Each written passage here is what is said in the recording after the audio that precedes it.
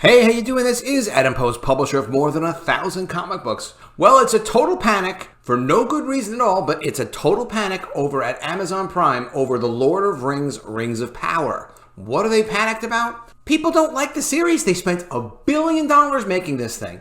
They gave it to a couple of showrunners that were not really experienced showrunners.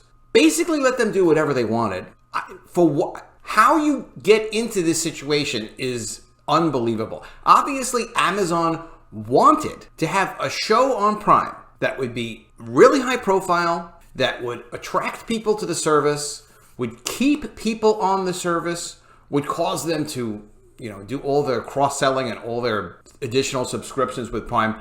They have an amazing business model, Amazon, with Prime, but you can't attract high-profile content and then undermine the value of the brand. If you do something like that, if you actually go ahead and do that, if you go and say, look, it's Lord of the Rings, everyone's excited for the brand, people remember it's beloved. It's beloved. People are passionate. Sometimes people love a brand and they're interested in the intellectual property, but it's not necessarily even as beloved. Spider-Man is a brand that everybody knows, everybody's interested in. Sony's been doing a great job of the movies, but it's different with literature. People really cared about the history and the characters of Lord of the Rings. People care about Spider-Man too, but I don't know. I think with literature, it's a little bit different. So this kind of move is completely egregious.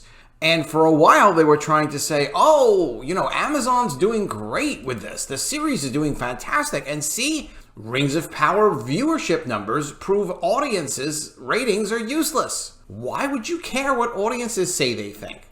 Really? So Lord of the Rings of Power posted huge debut numbers despite being review bombed, proving audience reviews are useless. Well, keep hoping that. Look at the comparison between Amazon's $1 billion. That's a lot of money to spend on a series. It's not just the money on the series. It's going to define the distribution platform. It defines Prime because they're tied with this big brand and this big promotion. Amazon's $1 billion Lord of the Rings of Power is losing the ratings and viewer battle to HBO's House of the Dragon. And it's not just on HBO, it's also on HBO Max. So you've got Warner Bros. Discovery distributing House of the Dragon, which not everybody loves, that's fine. But it's not as bad as Rings of Power. They sell it in two places and they're still beating Lord of the Rings, Rings of Power. Which goes to show you, maybe audience scores are not, completely useless, as Screen Rant is trying to say here. Okay, let's get into this article. Before we do, this is coming from Bounding into Comics. Please be sure to subscribe to the channel. Click the bell for notifications. Give me a thumbs up when you like it. Really appreciate it. You guys have been building the channel with me, and it lets me make more videos. New rumor claims Prime Video to completely reboot The Lord of the Rings, The Rings of Power, after creatively bankrupt first season. What I would do if I was in Amazon's position, I would retitle it. I'd keep, obviously, Lord of the Rings, but I wouldn't call it Rings of Power. I would just make sure people know it's something different. Because if you're going to reboot something and you're like, okay, well, we're going to take a different take on this, I would change that subtitle so people realize, no, this is different. And you have to show also a male character that is well represented classically within Tolkien's lore somehow. It doesn't have to even be, a classic character from any of the existing canon or existing content, but at least show that it's going to be different. We'll see what they do. So a new rumor claims, and again, just a rumor, that Prime Video will be completely rebooting The Lord of the Rings, Rings of Power following the creatively bankrupt first season, which chose to throw out Tolkien and replace it with intersectional feminism. Who wants intersectional feminism mixed into their brands? Hands up. If you want it, put it in your comments below. If you don't want it, please let me know. The new rumor comes from Gary of Nerdrotic, great channel, definitely subscribe to him, who says, we have heard the rumors from Chris Gore that the showrunners might end up being the fall guys, and we might have to wait until after award season to see that if it actually happens. Now, the showrunners are like producers, but they're really on site. They're really in charge of making the show happen. It was Jennifer Gao for She-Hulk. They get a lot of leeway and a lot of authority. But that said, when you're dealing with a brand that represents what Lord of the Rings represents, it's so important, and it's such an important project to the channel and the distribution platform. You can't have inexperienced people doing it or weakly experienced people in charge of it. And you can't violate any of the tenets of the brand, and what the brand stands for should be made very clear to the showrunners, and it needs oversight. It's incredible that things like this happen. He then adds, I also heard they're going to go for a full-on reboot with this series and try to pretend that the last 2 months didn't happen. Roll out the publicity, maybe roll out some more influencers, and try to get people to binge the Rings of Power. And Gary says, good luck with that. Gary went on to state, and to add to that, what if he told you that the Rings of Power didn't start this way? It was never meant to be a woke intersectional disaster. It didn't have not Gandalf. It didn't have repurposed hobbits. It didn't have a Halbrand as Sauron, and it didn't have warrior Galadriel. What if he told you the show was usurped by people like Lindsay Weber and Jennifer Salk? And what if he told you that the fan attacks came from the top? More on that in his next Ring of Power video, he teased. Bolstering the rumor, he heard that Prime Video will reboot the series moving forward. He speculated the show will see massive viewer fall off in the second season, obviously if they don't reboot it. Gary theorized it didn't need to be this way. Everyone would want to see a good Lord of the Rings show, but that's not what this is. And could you imagine the positive word of mouth? It matters what audiences think. Yes, there's going to be some review bombing if you do things that are completely against the material, just on the premise. It makes it unwatchable. No one's going to give you a chance if you redefine what Lord of the Rings is for whatever your political, social, or even excessive creative agenda of, oh, I want to put my stamp on it, and these are the things I care about. No, if it has a brand, it's a promise. You have to keep the brand promise to people. You can't violate that. I'm guessing you're going to lose half your audience in the first episode of season 2, Gary goes on to say, and it's just going to go down from there. And of course he's right.